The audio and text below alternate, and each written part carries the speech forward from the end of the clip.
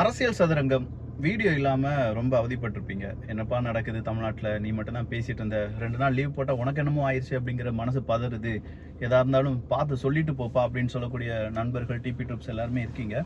வெளியில தான் இருக்கேன், பட் ஓகே, கார்ல இருந்து வீடியோ போட்டலாம் அப்படிங்கறனால தான். இப்போ முக்கியமான விஷயமா பார்க்க வேண்டியது வேங்கை வயல் பிரச்சனை, பெரியார் பிரச்சனை, அதை விட ரொம்ப முக்கியமானது அந்த ஈசிஆர் பிரச்சனை. இது 3க்குமே நமக்கு இன்னைக்கு ஒரு அப்டேட் வந்திருக்கு. அந்த அப்டேட்டை பத்தி மக்கள் நீங்க என்ன நினைக்கிறீங்க அப்படிங்கிறது ரொம்ப இம்பார்ட்டன்ட். ஏன்னா இந்த 3லையுமே நம்ம நினைச்சதை விட வேற மாதிரியான சில முடிவுகள் வந்திருக்கின்றன. அந்த முடிவுகள் உங்களுக்கு தெரிஞ்சாதானே நீங்க முடிவெடுக்க முடியும். நீங்க முடிவெடுத்தாதானே அடுத்தவங்களை முடிச்சு வைக்க முடியும். சும்மா முடிச்சு விட்டுருவோம். இது ஆழமான அரசியல் சதுரங்கம்.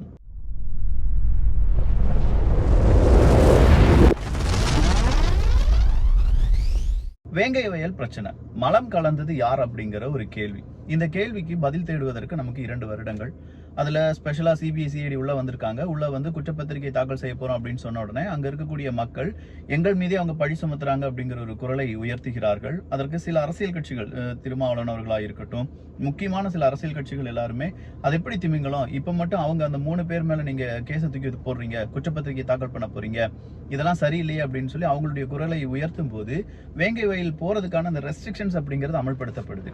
கடைசியா ஒரு பாட்டி வேற இறந்து போயிடுச்சு. அந்த பாட்டியோட பிணத்தை நடு ரோட்ல வச்சு அங்கேயும் பெரிய அளவுல போராட்டம்லாம் பண்ண அந்த வீடியோ எல்லாமே நீங்க பார்த்துருப்பீங்க. பார்க்கலன்னா தயவு செஞ்சு அதெல்லாம் பார்த்துருங்க. ஏன்னா இந்த மாதிரியான ஒரு விஷயம் நம்ம தமிழ்நாட்டுல நடந்துட்டு இருக்கு அப்படிங்கிறது தான். சரி, இந்த வேங்கை வயல்ல இப்ப என்னதான் நடந்துச்சு அப்படின்னு பார்த்தா, பிரச்சனை என்ன, மலம் கலந்த தண்ணீர் நிறைய வீடுகள்ல குடிச்சிட்டாங்க. அதுல 2 சிறுமிகளுக்கு உடல் சரியில்லாம போகுது. பார்த்தா அந்த கிராமத்துல இருக்கக்கூடிய நிறைய பேருக்கு உடல் உபாதைகள் வருது. எல்லாரும் ஒரு ஹாஸ்பிட்டலுக்கு அட்மிட் ஆகுறாங்க. ஒரே நேரத்துல இந்த கிராமத்தை சார்ந்தவங்க இத்தனை பேர் வந்து அட்மிட் ஆகுறீங்கன்னா கண்டிப்பா அங்க இருக்கக்கூடிய குடிநீருக்கு தான் ஏதாவது பிரச்சனை அப்படின்னு சொல்லி அங்க இருக்கக்கூடிய சுகாதாரத்துறை வழியாக ஒரு மெசேஜ் போகுது.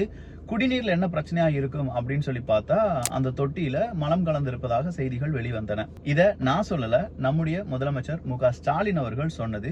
அதற்கான வீடியோ கிளிப் ஆதாரம் இதோ. வேங்கவேல் கிராமத்தை சேர்ந்த 2 குழந்தைகள் உடல்நலம் பாதிக்கப்பட்டு புதுக்கோட்டை அரசு மருத்துவக் கல்லூரி மருத்துவமனை அனுமதிக்கப்பட்டு சிகிச்சை பெற்று வந்தனர். மேலும் அந்த கிராமத்திலிருந்து இது போன்ற நோய் தொற்றுடைய நோயாளிகள் வருவது அதிகரித்த நிலையில் அவர்கள் பயன்படுத்தி வரும் குடிநீரை பரிசோதனை செய்த மருத்துவர்கள் அறிவுறுத்தியிருந்தனர். அதன் அடிப்படையில் வேங்கவேல் கிராமத்தில் உள்ள மேல்நிலை நீர்த்தேக்க தொட்டியை ஆய்வு செய்தபோது மனித கழிவுகள் கலந்துள்ளது தெரிய வந்துள்ளது. சரி, மு.க. ஸ்டாலின் அவர்கள் சொன்ன அந்த வீடியோ கிளிப்பை நீங்க பார்த்திருப்பீங்க. இப்போ வேங்கை வயல் சார்பாக கொடுக்கப்பட்டு இருக்கக்கூடிய எழுத்துப்பூர்வமா, நம்முடைய தமிழ்நாட்டு வழக்கறிஞர் சார்பாக எழுத்துப்பூர்வமா கொடுக்கப்பட்டிருக்கக்கூடிய அந்த ஒரு செய்தி என்ன அப்படின்னு பார்த்தா, வேங்கை வயல் அந்த கிராமத்துல மலம் கலந்த தண்ணீரை யாருமே குடிக்கவில்லை, அதனால எந்த பாதிப்பும் ஏற்படவில்லை. இத நீங்க நம்பிதான் ஆகணும். வேங்கை வயல்னா ஒரு கிராமமே இல்லை அப்படின்னு சொன்னா கூட நாங்க நம்புவோம்ப்பா. ஏன்னா ஈரோட்ல இப்ப இடைத்தேர்தல் நடந்துட்டு இருக்கு பாத்தீங்களா, இடைத்தேர்தல்ல நிறைய பணப்பட்டுவாடா அப்படிங்கறதெல்லாம் நடந்துட்டு இருப்பதாக செய்திகள் வெளியாகின்றன. ஏகப்பட்ட பேர் வீடியோ போட்டுட்டாங்க, ப்ரூஃப் ஓடி போட்டுட்டாங்க, மக்களை கூட்டம் கூட்டமா கொண்டு போய் பணம் கொடுக்கறாங்க அப்படிங்கிற தகவல் எல்லாமே வெளியாகுது. நீங்க ஈரோட்டை சார்ந்தவர்களாக இருந்தீர்கள் என்றால் நீங்க பணம் வாங்கியிருக்க மாட்டீங்க. யாராவது உங்க குடும்பத்தை சார்ந்தவங்க, இல்லாட்டி உங்களுடைய வீடுகள் பக்கத்து வீட்டு யாராவது வாங்கியிருப்பாங்கல்ல, அந்த வீடியோலாம் எடுத்து எனக்கு அனுப்புங்க நான் சொல்லல. ஆனாலும் வாங்கினாங்களா இல்லையா அப்படிங்கிற ஒரு தகவல், கொடுத்தாங்களா இல்லையா அப்படிங்கிற ஒரு தகவல் மட்டும் கீழே கமெண்ட் பாக்ஸ்ல போட்டுட்டீங்கன்னா கொஞ்சம் வசதியா இருக்கும். இதையே நான் உங்ககிட்ட இப்ப வந்து சொல்றேன் அப்படின்னா, இங்க எதிர்கட்சிகள் அப்படின்னு சொல்லக்கூடிய அதிமுக இந்த தேர்தல்ல எலெக்ஷன் போட்டி போடல, இடைத்தேர்தல்ல பிஜேபி தேர்தல்ல போட்டி போடல, 3வதா தாவேகா வரவே இல்லை. முக்கியமான கட்சிகள் யாருமே போட்டி போடல அப்படிங்கிற நிலைமை வரும்போது, இல்ல நான் இருக்கேன்னு சொல்லி கை தூக்கிட்டு வராங்க நாம் தமிழர் கட்சி. அப்போ அந்த முக்கியமான கட்சி வந்து நாங்க திமுகக்கு எதிராக நாங்க நிற்கிறோம் அப்படின்னு சொல்லி அவங்களுடைய பரப்புரை எல்லாமே செஞ்சுட்டு இருக்காங்க. மீதம் இருக்கும் கட்சிகள் அங்க போட்டி போடல அப்படின்னு தெரிந்தும் கூட ஏன் ஆளும் கட்சிக்கு அவ்வளவு பயமா அப்படிங்கிற கேள்வியை சோசியல் மீடியால நிறைய பேர் கேட்டுட்டு இருக்காங்க. எங்க யாருமே இல்லாத கடைக்கு யாருக்குப்பா டீ ஆத்துற? நாம் தமிழர் கட்சியை பார்த்து உங்களுக்கு பயம் இல்ல, சீமான் அவர்களுக்கு ஓட்டு கிடைக்காதுன்னு சொல்றீங்க, பெரியார் அவர்களை பத்தி பேசினதுனால கண்டிப்பா சீமான் அவர்களுடைய ஓட்டு வங்கி இன்னும் டவுன் ஆகும் அப்படின்னு சொல்றீங்க. அப்படி இருந்தும் பணம் கொடுத்தாதான் எங்களுக்கு ஓட்டு கிடைக்கும் அப்படிங்கிற நிலைமையில தான் இருக்கீங்களா? இந்த கேள்வியை நாம் தமிழர் கட்சியினுடைய தம்பிகள் கேட்டுட்டு இருக்காங்க. நியாயமான கேள்வியா இருக்கா இல்லையா? எனக்கு நியாயமா பட்டுச்சுப்பா. யாருமே இல்ல, போட்டிக்கு யாருமே இல்ல, இவங்க தான் ஜெயிக்க போறாங்க அப்படின்னு அவங்களுக்கே தெரியும். ஏன்னா நாம் தமிழர் கட்சியில எங்களுக்கு ஒரு பொருட்டே கிடையாது அப்படின்னு சொல்றாங்க. இதுலயும் திமுகவினுடைய வேட்பாளராக நிற்கக்கூடிய அவர் என்ன சொல்றாருன்னா, போய் இந்த நாம் தமிழர் கட்சி கூட எல்லாம் நாங்க போட்டி போட வேண்டியதா இருக்கே, கால கொடுமை அப்படிங்கிற ஒரு வார்த்தையெல்லாம் சொல்லியிருந்தாரு. அப்படிப்பட்ட நாம் தமிழர் கட்சிக்கு எதிராக இவ்வளவு பணத்தை செலவழிக்கிறாங்க அப்படின்னா 2026 தேர்தல்ல நான் சொல்ற மாதிரி ஏதாவது நடந்தாலும் நடக்கலாம். எல்லாருக்கும் 10,000 ரூபாய் வீட்டுக்கு கிடைச்சிரும். பொங்கலுக்கு 5,000 ரூபாய்க்கு மேல கிடைக்கும். இதெல்லாம் 5000 ரூபாய் பொங்கல் பரிசா கிடைச்சிருங்க.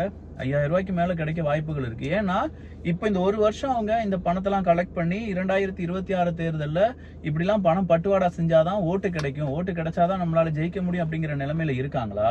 அப்படி இல்ல நாங்க இவ்வளவு நல்லது செஞ்சிருக்கோம் பாருங்க, இவ்வளவு நல்லது விஷயங்கள், நல்ல ஸ்கீமை கொண்டு வந்திருக்கோம் மக்களுக்காக அப்படின்னு சொல்லி அதை சொல்லி ஓட்டு கேட்பாங்களா? பணத்தை கொடுத்துட்டு கற்பூரத்துல சத்தியம் வாங்கிட்டோம், ஓட்டு போட்டுருங்கப்பா அப்படின்னு சொல்லி தான் ஓட்டு கேட்பாங்கன்னு தான் எனக்கு தோணுது. ஏங்க, பணத்துக்காக மக்கள் ஓட்டு போடுறாங்களான்னு கேட்டா இப்பவும் பல மக்கள், எவ்வளவு போராட்டத்துக்கு வரக்கூடிய மக்களை கொஞ்சம் பாருங்க. எந்த போராட்டத்துக்கு பாட்டி வந்தீங்க? ஏதோ அரசியல் விழான்னு கூப்பிட்டாங்க தம்பி, நான் வந்தேன் அப்படின்னு சொல்றாங்க. இல்ல பாட்டி, யாரை எதிர்த்து பேசுனீங்க?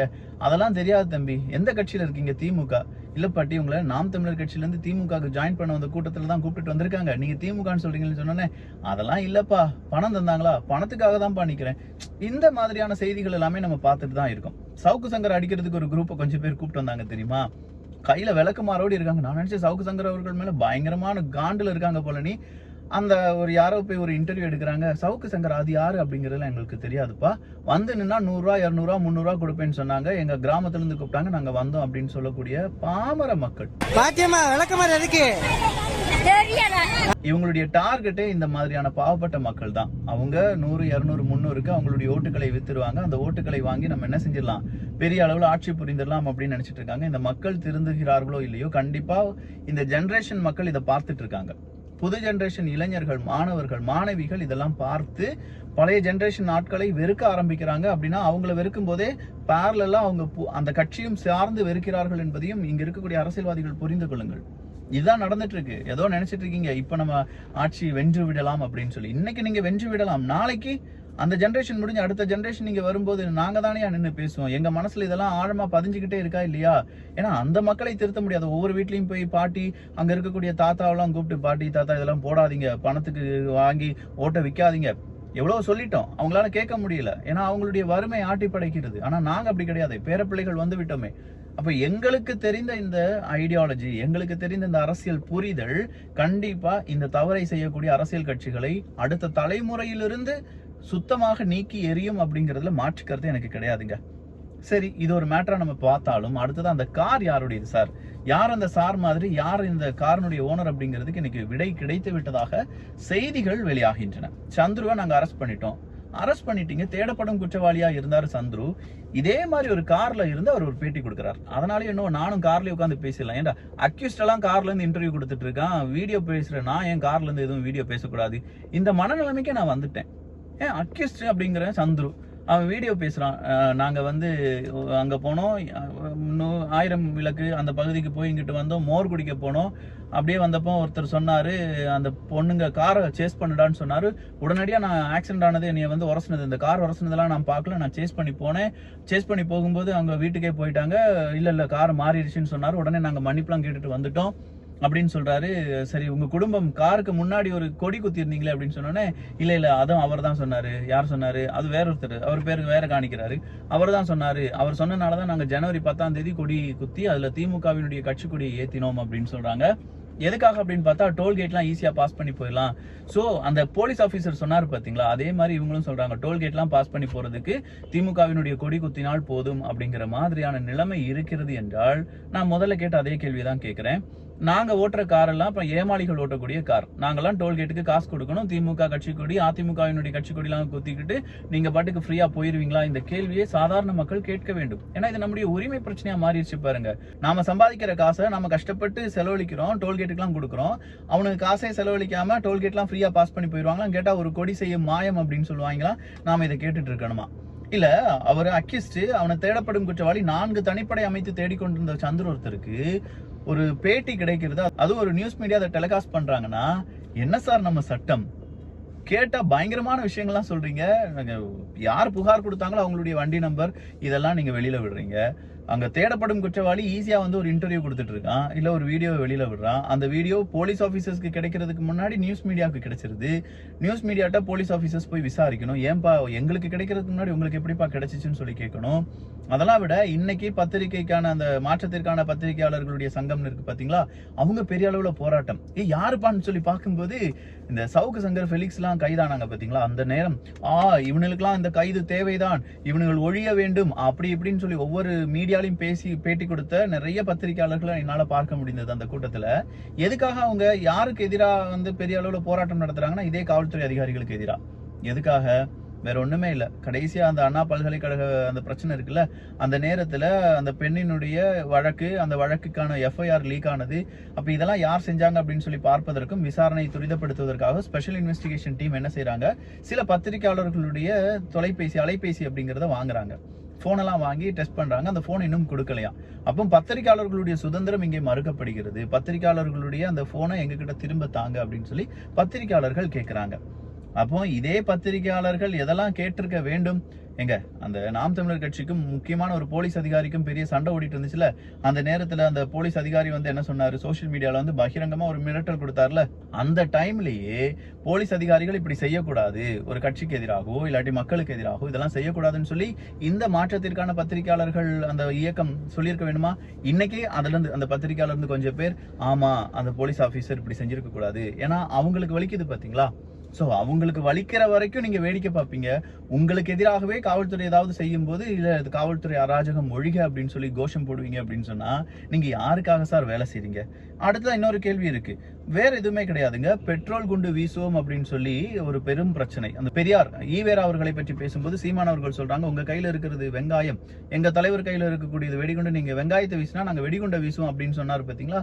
அதுக்கு எதிராக சீமான் அவர்கள் பெரிய அளவுல கலவரத்தை தூண்டுகிறாருங்கிற மாதிரியான ஒரு வழக்கை தொடர்ந்தீர்கள். வழக்கு எல்லாமே தொடரப்பட்டு இப்போ வழக்கு விசாரணைக்கெல்லாம் வந்துருன்னு வச்சுக்கோங்களேன். ஆனா இன்னைக்கு அதே பெரியார் இயக்கத்தை சார்ந்தவர்கள் எங்களுக்கு எல்லாம் பெட்ரோல் குண்டு வீசி எவ்வளவு எக்ஸ்பீரியன்ஸ் இருக்கு தெரியுமா, நாங்க வீசுறோம் பெட்ரோல் குண்டு அப்படின்னு சொல்லி சர்வசாதாரணமா பெட்ரோல் குண்டை பத்தி பேசிட்டு இருக்காங்க. தினத்தந்திலாம் நீங்க நேரடி லைவ்ல இருக்கு, பார்க்காத நபர்கள் யாராவது இருந்தீங்கன்னா ப்ரூஃபுக்கு ஏதாவது வீடியோ வேணா எடிட்டர் 2-3 கிளிப்பை மட்டும் தட்டி விடுப்பா. அவங்க வாயில தான் பேசிட்டு இருக்காங்க, வெங்காயமா வெடி உண்டாரு. எங்களுக்கு பழக்கமான ஒண்ணுதான் சொல்றீங்க. பெட்ரோல் பாம்புல இருந்து எல்லாம் போட்டு எல்லாத்தையும் வழக்கு பார்த்துட்டோம். இனிமேல் எதுவும் பாக்கி இல்ல. அடுத்ததா தோல் திருமாவளவன் அவர்கள், எங்க கொடி கம்பம் கார் முன்னாடி இருந்துச்சுன்னா அந்த கட்சிக்காரனாப்பா, அது அதிமுக காரனா கூட இருக்கலாம் அப்படின்னு சொல்லி அவர் சொன்னதை இன்னைக்கு RS பாரதி அவர்கள் சொல்றாங்க, காவல்துறை அதிகாரிகள் சொல்றாங்க. ஈவன் அந்த சந்துருவே நான் எந்த கட்சிக்காரனும் கிடையாது, என்னுடைய மாமா என்னுடைய தாத்தா எல்லாம் அதிமுக அப்படின்னு சொல்லி அதிமுக இதுக்குள்ள இழுத்து போடுறாங்க. திமுக கொடி ஏண்டா வந்துச்சு அப்படின்னு கேட்டதுக்கு அதிமுக எங்க தாத்தா மாமாலாம் இருக்காங்க அப்படின்னு சொல்லி எதுக்கு முடிச்சு போடுறாங்கிறது தெரியல. ஆனா ஒண்ணு கண்டிப்பா இந்த கட்சிக்கு இல்லாட்டி இப்ப ஆளும் திமுகக்கு எந்த பிரச்சனையும் வந்துவிடக்கூடாது அப்படிங்கிறதுல கண்ணும் கருத்துமா செயல்பட்டு கொண்டிருக்கக்கூடிய இதே அரசியல்வாதிகளும் அரசியல் ஆதரவாக இருக்கக்கூடிய போலீஸ் அதிகாரிகளும் ஒரு விஷயத்தை புரிந்து கொண்டார்கள் என்றால் நன்றாக இருக்கும். நாங்க பொதுமக்கள் இதே மாதிரி ஒரு பாதிப்புக்கு உட்பட்டு நாங்க தெரியாம துரத்திட்டோம் அப்படின்னு சொல்றாங்க இன்னைக்கு வந்துட்டு சந்துரு. அப்போ இதே மாதிரி தெரியாம எல்லா பெண்களையும் எல்லாரும் துரத்த ஆரம்பிச்சு வீட்டுக்கு போன உடனே மன்னிப்பு கோரி விட்டு அப்படியே வெளியில வந்துக்கிட்டா சர்வசாதாரணமா இந்த பிரச்சனை முடிஞ்சிருமா? இது எவ்வளவு பெரிய பிரச்சனையாக மாறக்கூடிய விஷயம். அப்ப நாங்க தெரியாம செஞ்சுட்டோம், இல்ல தவறான ஒரு நபரை அவங்க சொன்னதுனால நாங்க சேஸ் பண்ணி போனோம், அது தவறான வண்டி அப்படிங்கிறது பிறகுதான் எனக்கு தெரிந்தது அப்படின்னு சொல்லி அதற்காக நாங்க மன்னிப்பு கோரிக்கொண்டோம் அப்படிலாம் சொல்லி சந்திர அவர்கள் சொன்னது நீங்க எப்படி பாக்குறீங்க அப்படிங்கறது எனக்கு தெரியல. அடுத்ததா வாரிசு அரசியல் பத்தி தோல் திருமாவளவன் அவர்கள் பேசும்போது, இல்ல பௌத்தம் ஏன் வீழ்ச்சி அடைந்தது என்று தெரியுமா? அதுக்கு காரணம் பௌத்தத்துக்கு புத்த மதத்துக்கு பிறகு யாரும் இல்ல, யாரு இவர் தான் வாரிசு அப்படின்னு சொல்லி கை காண்பிக்காம போயிட்டாங்க, அதனாலதான் பௌத்தம் வீழ்ச்சி அடைஞ்சிச்சு அப்படின்னு சொல்லி வாரிசு அரசியலுக்கு ஒரு பெரிய முட்டு கொடுத்திருக்காரு. அந்த முட்டை நீங்க எப்படி பாக்குறீங்க? ஏன்னா வாரிசு அரசியல் தேவைதானே திமுகக்கு. திமுக இல்லாட்டி அழிஞ்சிரும், பௌத்தம் அழிஞ்ச மாதிரி திமுக அழிஞ்சிரும். எனவே திமுக ஒரு அரசியல் வாரிசை கை காண்பிக்கிறது அப்படின்னு சொல்லியிருக்காங்க. அப்ப அந்த அரசியல் வாரிசு யார் அப்படிங்கிறது உதயநிதி ஸ்டாலின் அவர்கள் நம்ம எல்லாருக்குமே தெரியும். பட் அதே தோல் திருமாவளவன் அவர்கள் இன்னொரு வார்த்தை சொல்றாரு, ஜனநாயக அடிப்படையில் வாரிசு அரசியல் அப்படிங்கிறது தவறு, ஆனா நம்பிக்கை இவர் இல்லைன்னா இவர் தான் நம்பிக்கைக்குரியவர் அப்படின்னு சொல்ற மாதிரி நம்பிக்கைக்கு உட்பட்ட நபர்களை வைப்பதில் வாரிசு அரசியல் தவறே கிடையாது அப்படின்னு சொல்றாரு. அடுத்ததா TRP ராஜாவுக்கு எதிராக திமுகவை சார்ந்தவர்கள் குரலை எழுப்பியிருக்கிறார்கள். அது என்னன்னா, ஏவா இப்போ 1.5 வருஷத்துல இன்னும் 1.5 வருஷம் கூட இல்ல, 1 வருஷத்துல எலெக்ஷன் வரப்போகுது. அது TRP ராஜா அவர்கள் தான் DMK IT விங்கினுடைய தலைவரா இருக்காரு. ஆனா அவரு IT விங் தலைவரா இருந்தா அவரால் எல்லா வேலையும் செய்ய முடியல. நிறைய தொழிலதிபர்கள்லாம் பார்க்க போறாரு, மீட்டிங்க்கு போறாரு. எனவே அவரை மாற்றி விட்டு அடுத்த வேறொரு நபரை நீங்க IT விங்கினுடைய தலைவரா போடணும் அப்படின்னு சொல்லி TRP ராஜா அவர்களுக்கு எதிராகவே ஒரு குரல் DMKல வலம் வர ஆரம்பித்திருக்கிறது. கடைசியா ஒரே ஒரு அரசியலுங்க, அது சொல்லாம என்னால விடவே முடியாது. நேத்து நம்முடைய பட்ஜெட் அதுல ஜியோ ஸ்பேஸுக்கான ரொம்ப முக்கியமான ஒரு அறிவிப்பு வெளியானது. நம்ம ஊடகம் அதை தப்பா புரிஞ்சுக்கிட்டு அது ஏதோ ஜியோ நம்ம ஜியோ, ரிலையன்ஸ் ஜியோலாம் சொல்லுவோம்ல, அந்த ஜியோ கம்பெனி தான் போல அவங்களுக்கான ஒரு ஸ்பேஸ் ஸ்டேஷன் அமைக்க போறாங்கன்னு சொல்லி நடுவில் ஒரு அந்த லோகோலாம் போட்டு செஞ்சிருந்தாங்க. பார்க்கணும், செய்கை வேற மாதிரியான செய்கை, தரமான செய்கை. உங்களே மாதிரியான பத்திரிகை இருக்கும் வரை அரசியல்வாதிகள் என்ன யார் வேணாலும் எங்க தலையில மிளகா அரைக்கலாம். ஸோ ஏகப்பட்ட செய்திகள் பார்த்துருக்கோம். ஆனால் உண்மையான சில கருத்துக்களை இங்கே பகிர்ந்திருக்கிறேன். உங்களுக்கு இதில் நான் கேட்ட கேள்வி ஏதாவது வேலிடாக இருந்துச்சு அப்படின்னு தோணுச்சுன்னா நீங்களும் உங்களுடைய கருத்துக்களை இங்கே பதிவு பண்ணுங்க. சொல்லப்போனால் நீங்கள்லாம் பேச ஆரம்பிச்சாதான், நம்ம எல்லாரும் ஒன்று கூடி இந்த மாதிரியான விஷயங்கள் எல்லாம் பேசினா மட்டும்தான் இதுலேருந்து ஏதாவது ஒரு சொல்யூஷன் அப்படிங்கிறது நமக்கு கிடைக்கும். இல்லை, நான் முதலே சொன்ன மாதிரி இந்த தலைமுறையும் போன தலைமுறை மாதிரி அடிமையாக வாழ ஆரம்பித்து விடுவோம். So be careful. நல்லதை பகிர்ந்து நல்ல சமுதாயத்தை உருவாக்குவோம். நன்றி, வணக்கம்.